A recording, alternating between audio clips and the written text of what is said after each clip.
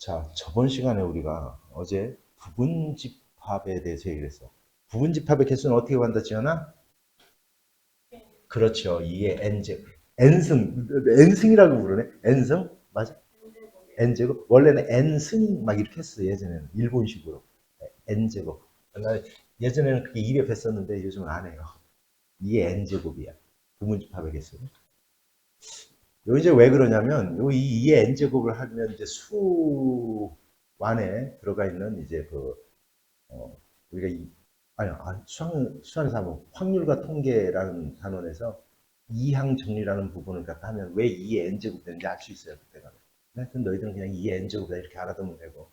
자, 그런데 부분집합, 그렇게 얘를 부분집합이라고 하는 거야. A가 있으면 여기에 올 수 있는 얘를 A의 부분집합이라고 하는 거야. 그래서 여기에 올 수 있는 개수를 갖다 구하는 게 바로 2의 n제곱인 거예요. 2의 n제곱. 그럼 부분집합에는 가장 먼저 기본적으로 뭐는 들어간다고 했어요? 공집합. 따라서 얘는 맞는 거. 맞는 거. 그 다음 8보다 작은 홀수. 8보다 작은 홀수는 1, 3, 5, 7. 얘야. 그지? 1, 3, 5, 7. 따라서 자기 자신도 자기 자신의 뭐가 된다? 부분 집합이 된다. 그래서 2번도 역시 맞는 거. 그러면 부분 집합 중에서 자기 자신을 뺀 걸 뭐라고 한다, 영미야? 그렇죠. 진부분 집합이라고 한다고 했어요. 그 다음 봐. 자, 그 다음에 또 뭐를 얘기해 줬냐면, 바로 영미 이거네요. 이 문제네. 네가 물어봤던 게. 자, 보세요. 원소가 하나뿐인 부분 집합은 4개야. 왜? 1, 2, 3, 4 이렇게 되는 게. 그래서 4개 얘도 맞는 거죠. 자, 그 다음에 원소가 2개다, 3개다 이거 고르는 방법은 자, 지연아, 원소가 2개인 부분집합은 뭐랑 똑같다라고 가르쳐줬어? 원소가 2개인 부분집합이겠어. 이 개수 구하는 방법은 뭐를 갖다 생각하라고 했어? 대표를 2명 뽑는 방법을 생각해라. 따라서 얘는 이렇게 한다. 자, 2명을 뽑아, 이렇게 2명을. 그럼 4 곱하기 얼마? 3을 해야 되는데, 3을 해야 되는데, 대표니까 자리를 바꿔도 똑같더라. 그래서 나누기 얼마? 2 이렇게 해야 돼요. 따라서 6 이렇게 하는 거예요. 그래서 얘도 역시 6개 맞습니다. 물론 이렇게 원소의 개수가 작을 때는 써보면 돼. 1, 3, 1, 5, 1, 7, 3, 5, 3, 7, 5, 7 이렇게 6개야. 금방 할 수 있어요. 근데 개수가 많아지면 이렇게 하면 힘드니까 바로 이 계산을 하면 된다. 그 다음 5번 보자. 5번도 그러면 대표를 3명 뽑는 거니까 3명을 뽑는 거다. 이렇게 2명. 3명을 뽑는 거다. 그래서 5, 아니 여기가 4명이죠. 첫 번째. 그 다음 얼마? 3, 2를 한 다음에 이건 나누기 얼마가 필요하다? 그렇죠. 6이 필요하다. 따라서 이거는 4가지가 되는 거예요. 4가지. 따라서 5개가 아니라 4가지가 됐어야 맞는 거야. 그래서 정답은 몇 번? 5번이다라는 걸 금방 알 수 있더라. 됐죠? 자, 그 다음 보자. 두 집합 A와 B가 서로 같다. 우리가 두 집합이 서로 같다라는 것은 이런 의미야. A가 B의 부분집합이 되고 B도 A의 부분집합이 될 때 우리는 A와 B가 서로 같다라고 하는 거야. 이렇게. 됐죠? 같다라고 하는 거야. 그럴 때 보자. 그러면 똑같이 1은 들어가 있어. 1은 들어가 있어. 그러면 여기는 4가 있네. 그러면 둘 중에 하나는 4가 돼야 되는 거야. 근데 여기서는 A와 B가 자연수라고 했는데 만약에 얘가 4가 되면 B는 루트 5가 돼버려요. 그래서 안 돼요. 그러니까 결국 얘가 4라는 뜻이야. 얘가. 그러면 B제곱이 4라는 얘기니까 B는 플러스 마이너스 2인데 자연수다라고 했으니까 B는 얼마? 2가 되는 거고요. 이렇게. 그럼 B가 2가 되면 얘가 얼마가 되는 거면 3이 되는 거니까 결국 A가 얼마? 3이다라는 걸 이렇게 쉽게 알 수가 있겠더라. 됐지?